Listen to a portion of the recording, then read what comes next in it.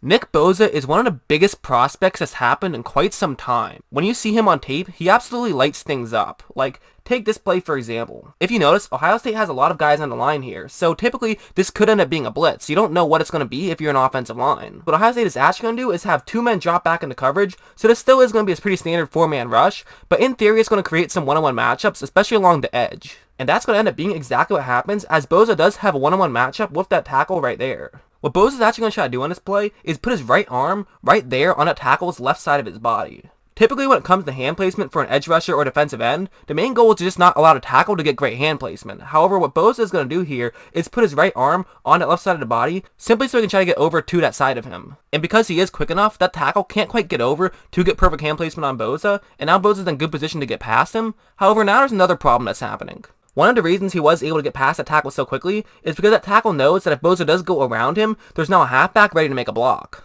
So his job is basically just make sure that Bosa doesn't try to get through him, and if he does try to go around him, then the halfback can then come in and create some more difficulties for Bosa trying to get through. So that's what he does, and now the halfback has one job on this play. Basically, turn your shoulder and try to make one hit on Bosa's chest. That's the whole goal if you're a halfback, is to just deliver that one hit and deliver that one hit hard. The fact of the matter is, if he tried to put his left hand on Bosa's right shoulder pad and right hand on Bosa's left pec, it would be a disaster and Bosa would easily just run over him because he's just not big enough. When you are a halfback going up against a lineman, it's all about just getting low and delivering that one hit. But what Bosa's going to do here to counteract that is just go around him too. It's a great showing of speed and athleticism, and it leads to a sack. Bosa has great footwork. That's honestly probably my favorite thing about him is his footwork. And this next play will be another very good example of that. If you take a look, it is going to be one-on-one coverage once again. And so what Bosa's going to fake as though he's doing is basically like he's going to run straight into that tackle. He's almost even running a little bit up, as if he's going to be trying to run to the inside of the tackle. However, take a look at what happens. What he's actually going to do is break to the outside. And this is very interesting, because typically, if you're a tackle,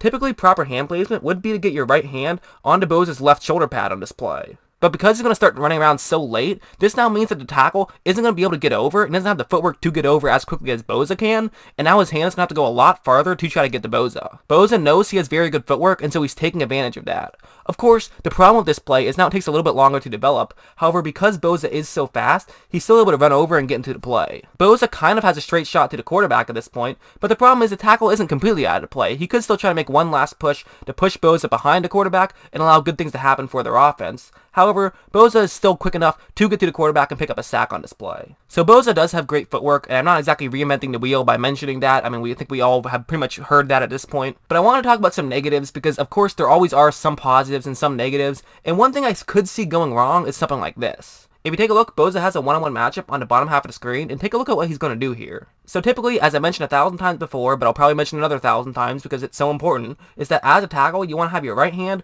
on Bosa's left side of his body on his pec right there, and then you get your left hand on Bosa's right shoulder pad. But if you notice, Bosa is faking as though he's going to be going to the outside of the tackle a little bit, which is now going to bring that tackle to the outside. Then from there, Bosa can simply break to the inside and try to get to the quarterback. It's not a terrible play. This is something you can do from time to time, and it usually is a great way to get past a tackle, but the problem is you're giving up containment. Bosa is able to flush out the quarterback, but the problem is he completely gave up containment and allowed the quarterback to run for a first down. And again, it should be mentioned that most quarterbacks can't run like they can in college, so maybe that play wouldn't have been as effective. But also worth mentioning, most NFL offensive linemen are way better than college offensive linemen, so Bosa wouldn't have been able to get through as quickly, which means that, as a whole, this is something I would worry about Bosa doing. And this is nothing physical. I don't think you take away any of his draft stock for him doing things like this, which he has done time to time. I just think it's a coaching thing that he will learn, and I think he'll probably have to go through a little bit of growing pains in his rookie season and realize, okay, there's some things that I could have done in college that I can't quite do in the NFL, which I don't think is a big deal at all. I do think it's worth mentioning. I do think that that's probably going to be something you see in his rookie season. Honestly, well, that play didn't work out too well for Bosa. For every one of those plays, there's 10 of these plays. If you take a look, he's actually going to get double teamed on this play. So typically you think, okay, we're double teaming that guy and it's a passing play, so he's out of the play, right? But if you notice, first what he's going to do on this play is get his left arm over to the outside of that tackle's right arm, which now going to allow him to get inside that tackle. This is now going to allow him to easily get past to the inside of that tackle, which again, going to the inside of the tackle, something I don't love, but okay, fine, whatever. You know, he's going to actually do a good thing on this play, so I won't blame him too much for that one. But now, really, if you notice, what's going to happen here is that guard can now get great hand placement on Bosa. Really, the principal point of contact is going to be his right hand. It's going to go in Joey Bosa's left shoulder pad. And typically, this would be very bad news for a defensive end. You pretty much get taken out of play on a situation like this. But if you notice, Bosa is able to overpower that guard and nearly get to the quarterback. He doesn't quite, but he does get pretty close. And to me, that is really impressive. I know he didn't get the sack, and he also, once again, gave up containment, which I don't love.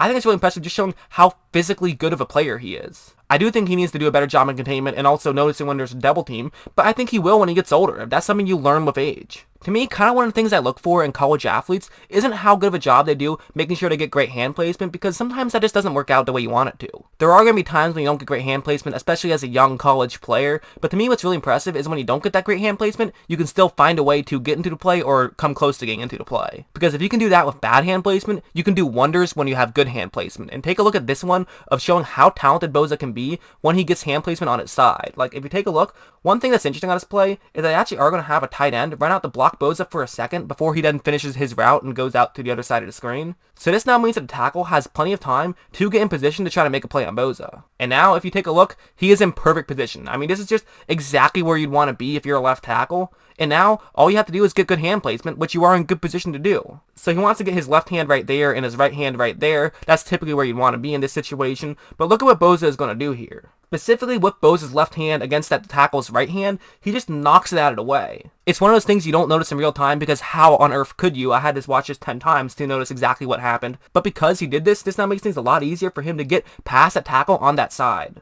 Now that tackle doesn't have great hand placement and Bosa easily gets around him and gets a sack. Here's another play of him not having great hand placement, but still being able to do something valuable. If you take a look, Ohio State has 6 men right there on the line. However, 2 of them are dropping back into coverage, so this is once again going to be a typical 4-man rush. So if you take a look at the offensive line, what USC is going to do is have their center and right tackle each have one-on-one matchups, but the right guard is also in a zone blocking concept in between them, so typically whichever one of them is getting beat more, he'll then run over and try to help him out. And now, one key thing to notice here is look at how Bosa's right arm is pretty much completely folded. He's just trying to get that left hand out of the way. He's trying to knock that tackle's left hand out of the way as much as he can, and that's going to make the right guard realize, okay, I should probably go over and help double team him. It's a really smart thing to do, and now he's right in the middle of Bosa. Although one thing should be noted, and that's that his left hand is actually going to be on Bosa's outside of his body. This is really fascinating. It's actually something that some offensive linemen will do, where you put your arms around the edge rusher's body, which basically means that he can't run around you, but he can run through you. It's not a terrible thing to do against a guy like Bosa, because he is so quick, he can easily run around you, even if things are so tight like this situation is. And especially when it's a double team, you'd think there's no way he'd have enough strength to try to get by you, but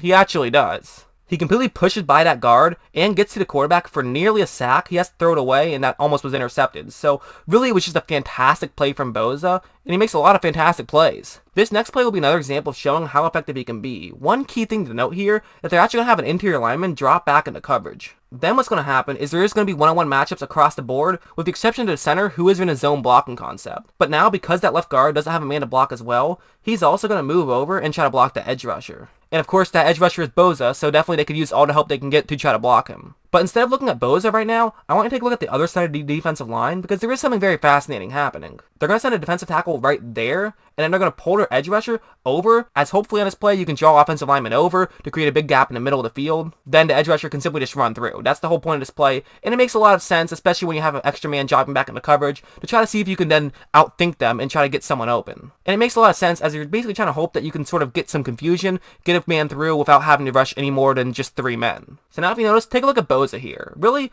basically his entire job is containment on this play, because there is no one else in that area. So if he gets blocked out of the way, this could create a great situation for a quarterback to try to run up. And against 3-man rush, most of the time, unless the receiver gets open very quickly, as a quarterback, you want to try to run to get out of the pocket, as that could give you a lot more time to make a throw, which you might need when there's an extra man in coverage. But Bosa is making sure that that's not the only way he's going to help out. If you take a look, basically since he moved all the way over to that side of the screen, the left tackle has no choice but to follow him in that direction, meaning all the momentum is going to that side. This now means that he can put his left hand on that left tackle's right side of his body and basically push with all his might to that side of the screen. This now means that the left guard has no choice but to run all the way over to block Bosa. And since on the other side of the line, the center and right guard did fall for the switch, this is now going to leave a huge gap in the middle of the field. In fact, USC's quarterback sees this as well. He gets excited and sees a hole in the middle of the field, so he's going to try to run up and try to pick up some yards. But this leads to him running straight into a sack, and Bosa wasn't the key guy in this play, but he definitely did his part, and that's another thing I look for in defensive linemen. Basically, everyone who gets drafted has the ability to make big plays, but I think some of what people don't look at enough is how they're able to help others make good plays. I mean, this is a team sport, and you have to be able to do everything well if you're going to be successful in the NFL, and Bosa absolutely can. While Bosa is a great edge rusher, he can also beat you in other ways as well. Like, if you take a look at this play, he's actually going to be an interior lineman on this one. And what's fascinating about this play is they actually have a couple of linebackers, but that one linebacker in particular, who's lined up on the line, which means that their center is going to have to be aware of a potential blitz. And what there actually is going to be a blitz, what basically he's going to do is once you realize there is no blitz, is pretty much move on to his zone blocking concept where he looks to block anyone he can. That's going to end up being that interior lineman, and since there's also a left guard in that area, it's going to create a double team on that side. And also, since the edge rusher on this play isn't the 9 technique and actually very far over in the 9 technique, this now means that the tackle is going to have to go very far to try to block him. And since he actually is going to go around, this actually means he's going to have to go even farther over to block him, which basically means that Bosa is going to have a one-on-one matchup with that guard. So the point of contact that I want to talk about here is the right guard is going to try to get his right arm onto Bosa's left shoulder pad. But again, this all goes back to footwork, and especially when Bosa has a one-on-one matchup, he can definitely use whatever little space he has to try to get around offensive linemen, and that's what he's going to do here, as he's pretty much going to break down and around that offensive lineman and then try to get to the quarterback. That's going to be exactly what happens, and he ends up diving to just barely, but he still does pick up a sack. Bosa's footwork really is a thing of beauty. I mean, hand placement obviously is so important as well, but the fact of the matter is you can't get great hand placement if you're going up against a guy who has insane footwork, and Bosa has insane footwork. For a tackle, hands are everything, and for an end, feet are everything. And really, Bosa's footwork is already at an NFL caliber level. Like on this play, for example, it's pretty simple. He's going to break all the way down, but you're going to draw the tackle out to that direction to try to block him. Typically, if you're a tackle, the whole point of a play like this is you want to try to get Bosa as far over to the right side of the screen as possible. That's the main goal at this point. Because A, he's going to be behind the quarterback, which means that he won't be able to make a play on the quarterback, and B, it would also help them give up containment, which now means that the quarterback can run over to the outside, and as I mentioned before, that's very important. So that's where all the tackle's momentum is going to be going. However, Bosa knows that, and so he's going to simply just push the tackle to that side and allow himself to go to that side, and then use his force while pushing him to that side to just knock him down. There's plenty of guys who are as strong as Bosa, and there's plenty of guys who have as great a footwork as Bosa, but there's not many guys who have both. It's honestly on a Khalil Mack type level. I mean, I'm not saying he's as good as Khalil Mack, because who is really? At least in terms of edge rushers, but the fact of the matter is he plays the game very similar to the way that Mack plays. But that's just what I think. I'd love to know what you guys think, so let me know in the comments below. Hey guys, thanks for watching my video on Nick Bosa. I really enjoyed making it, and I hope you guys enjoy watching it. And just so you know, I have an Instagram and Twitter, so feel free to hit me up a follow on either of those two. And as always, thanks for watching my videos.